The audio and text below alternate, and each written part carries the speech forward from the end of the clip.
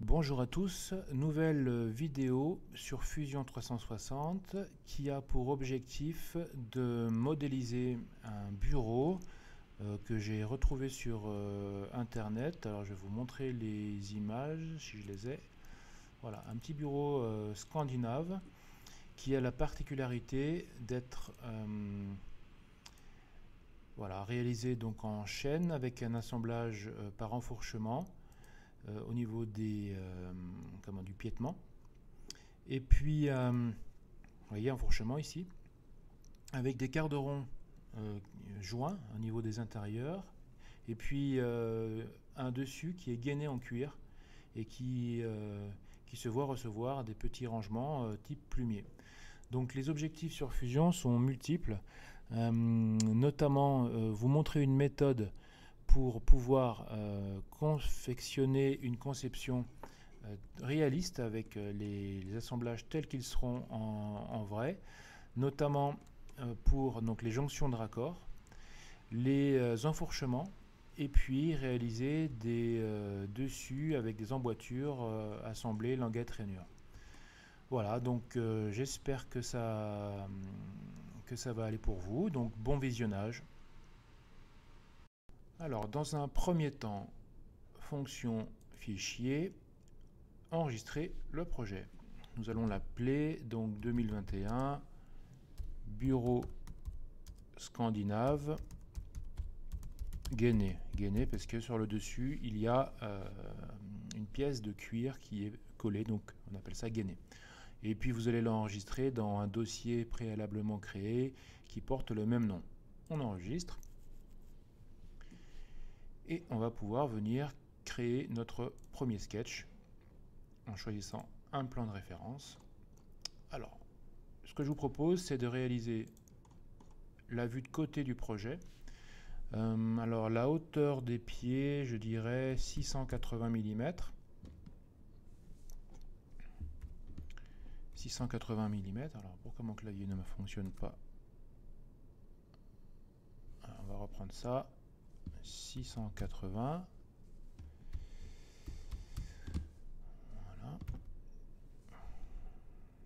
Voilà, donc 680 par 35 mm de large. C'est le pied arrière.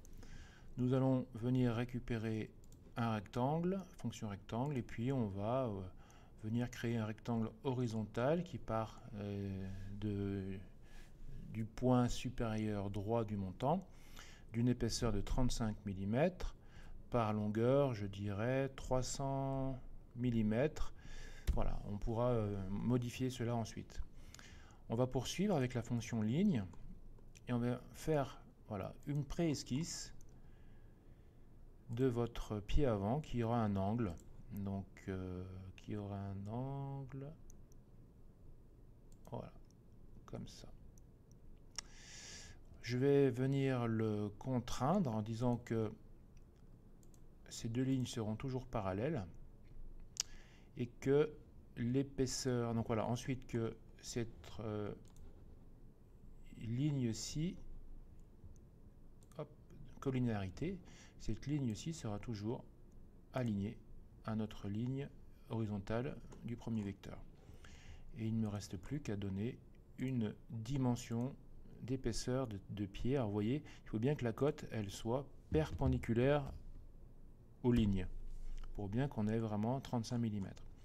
Et il ne me reste plus qu'à donner un angle à notre pied avant de je dirais 95 degrés. Voilà. Et notre pied a suivi. Alors, ce qui se passe, vous regardez, c'est que cette ligne-là, j'aimerais qu'elle ne soit pas verticale, j'aimerais qu'elle soit alignée à l'angle.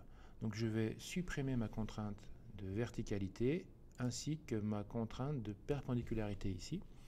Et je vais simplement donner une collinéarité à cet arasement par rapport à celui-ci. Et du coup, mon côté est parfaitement dessiné et contraint. Je peux fermer l'esquisse. Nous allons revenir éditer l'esquisse avec un clic droit, modifier, fonction création, arc 3 points. Et on va venir faire un arc entre, alors, problème d'affichage, voilà, entre ce profil, celui-ci, avec, voilà, un petit rayon, et on va faire la même chose ici. Hop, voilà, on va faire des rayons rentrants.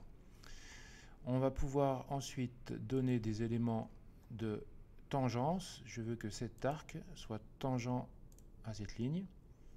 Et voilà, donc les deux extrémités de mon arc sont donc tangents au profil. Et je vais procéder de la même manière pour celui-ci. Alors qu'est-ce qui me fait un petit problème?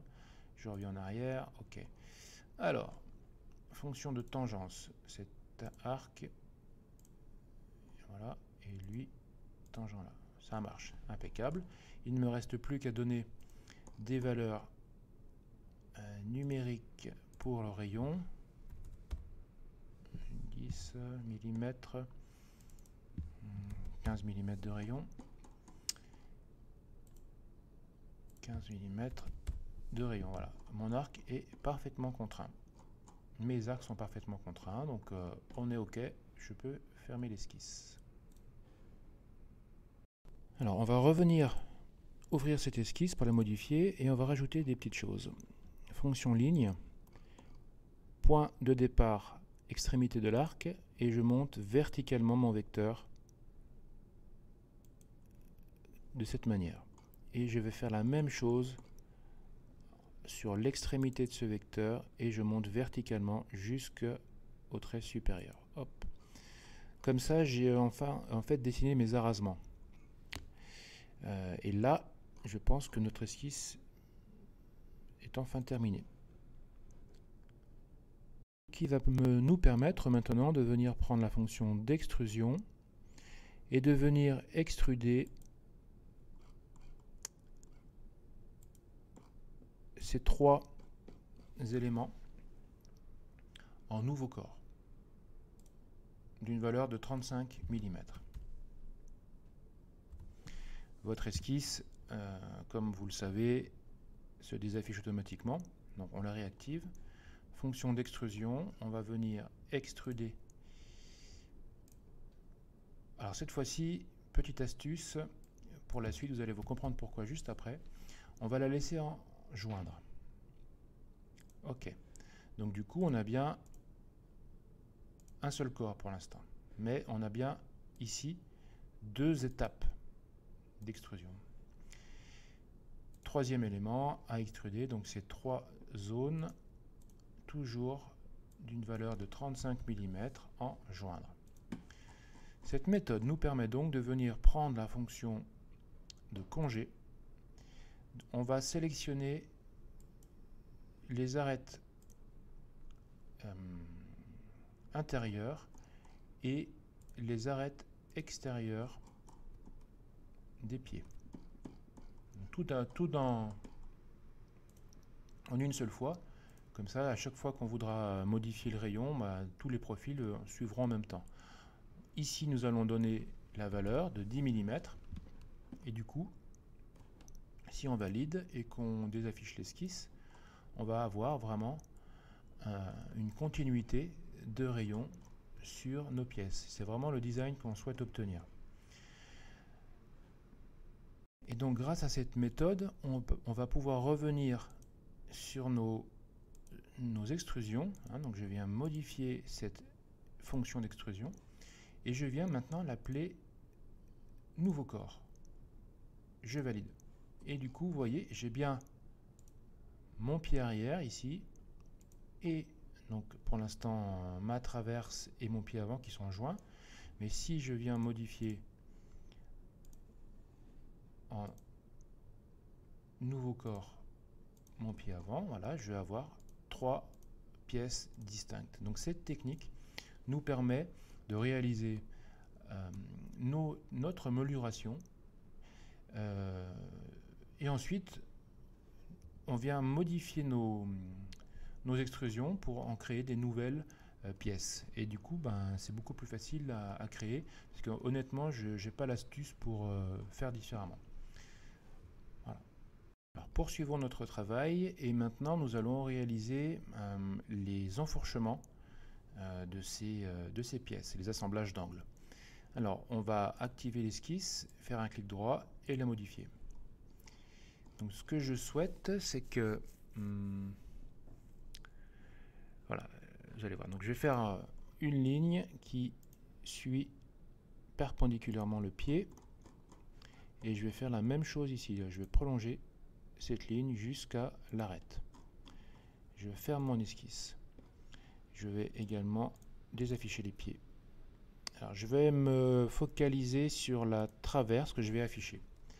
Ce que je veux faire, c'est faire une extrusion.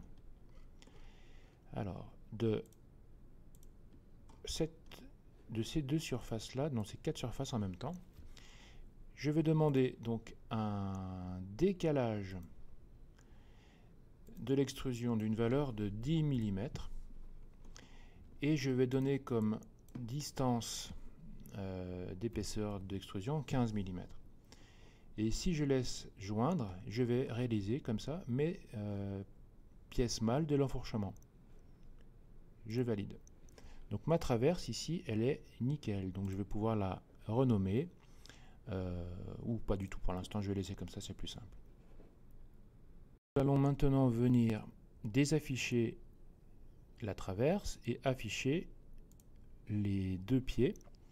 Et nous allons maintenant procéder à l'exécution des, on va dire, des pièces femelles. Hein. Donc, même étape. Alors, on va prendre... on va désafficher, ce sera plus simple. On va prendre ça de la même manière. Ok, donc on va partir sur un plan de décalage. Alors, donc la pièce femelle, donc de 10 mm. Tout en ayant une distance de 15. Je vais afficher mes deux corps, voilà. Et du coup, automatiquement, vous voyez, il vous met en coupé. Du coup, je viens réaliser mes deux pièces femelles. Je valide. Et si j'affiche ma traverse, eh ben, je suis satisfait du résultat. C'était bien ça que je souhaitais. Maintenant que mes assemblages sont réalisés, ainsi que mes profilages, je vais pouvoir venir faire un clic droit, de venir créer des composants à partir de corps qui deviennent des composants. Vous voyez, donc je fais ça pour mes trois pièces, créer un composant à partir de corps, clic droit, voilà. Et maintenant, je vais venir renommer chacun des composants.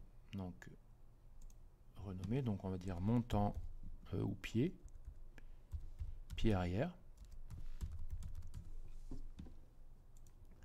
Celui-ci, il va s'appeler traverse. Et cette pièce, ce sera le pied avant. On va venir les texturer, bouton A.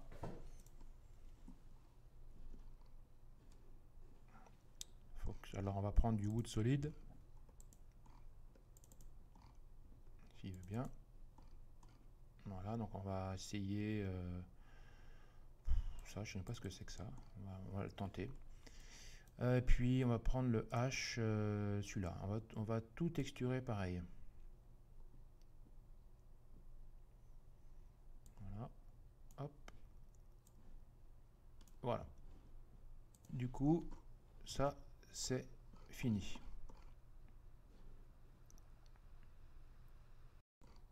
Si je viens prendre chacune des pièces, vous voyez, on peut les déplacer, elles ne sont pas liées les unes aux autres. Donc on va procéder à cette opération, donc fonction assemblier, liaison.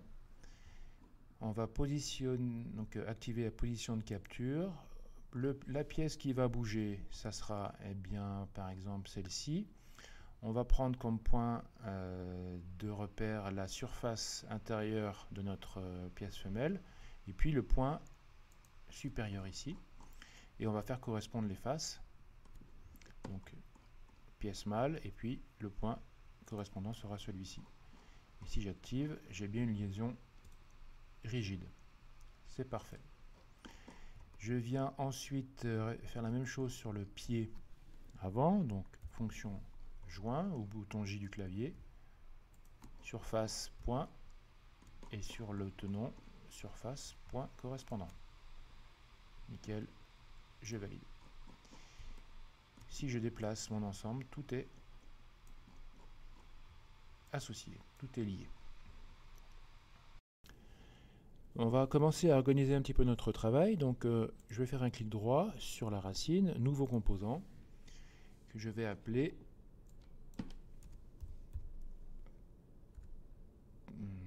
côté gauche, on va dire comme ça. On va appeler piétement, piétement, côté droit, excusez-moi.